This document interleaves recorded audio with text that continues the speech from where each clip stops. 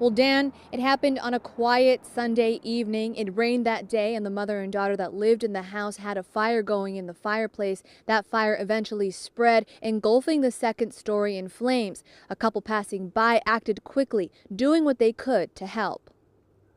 And as we're coming out, we see this house, and under the eaves, smoke is coming out from it. And you go, that's not right. Rhonda and her husband, Randy Hess, were on their way to Bible study Sunday night when they saw their neighbor's house was on fire. He called 911 and she ran and banged on the door.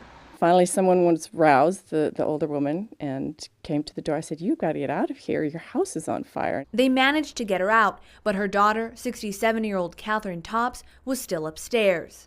I went in and tried to go up, figure out in someone's house that you don't know where the stairs were, and went up, and at the top of the stairs it was just a wall of fire.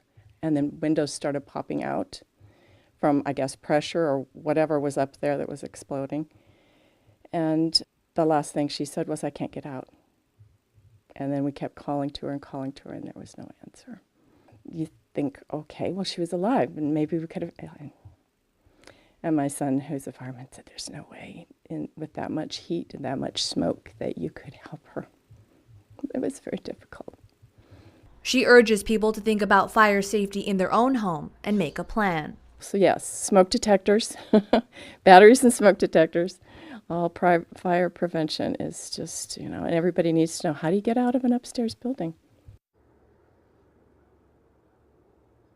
And the fire chief says that couple helped save a life. Mrs. Hess says they weren't the only ones who stepped up. Many neighbors came out, offering blankets to the elderly woman who survived and staying with her throughout the whole tragic ordeal. Dan?